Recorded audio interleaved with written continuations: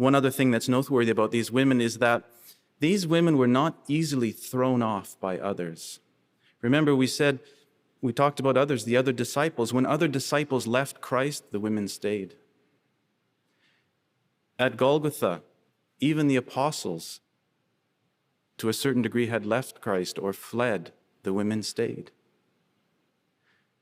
They stood solidly on their own faith.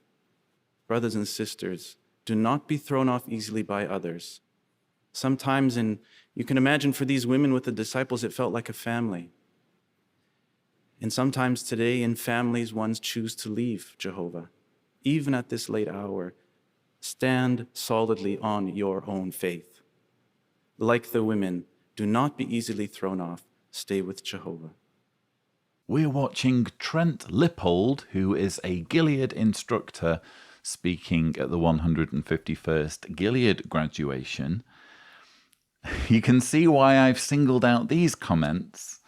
It fits in very well, doesn't it, with the entire narrative of Jehovah's Witnesses just putting their hands over their ears and saying la, la, la, whenever they are confronted with evidence that debunks their beliefs.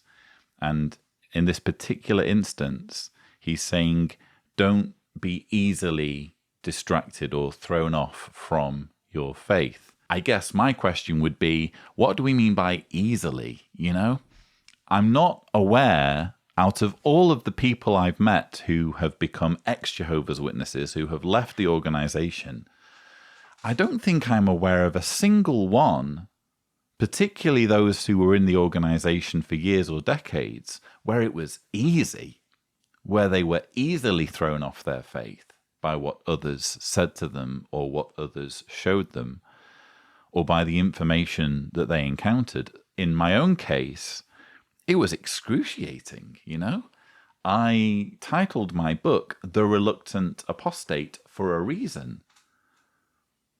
There are so many reasons and so many hang-ups and so many fears keeping you locked inside this organization that when you do start to question things, when you give yourself permission to learn more, to do objective research, and the entire matrix, the entire web of illusion starts to crumble, it's a terrifying experience. No one is like, oh, this is fun.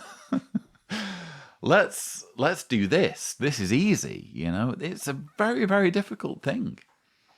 And for Trent Lippold here to be talking about it in terms of, being easily thrown off by what others have to say, he clearly doesn't understand how this works. Or if you think about it, he's suggesting that those who have left are flaky, are the sort of people who are fickle and just easily led along. They're gullible.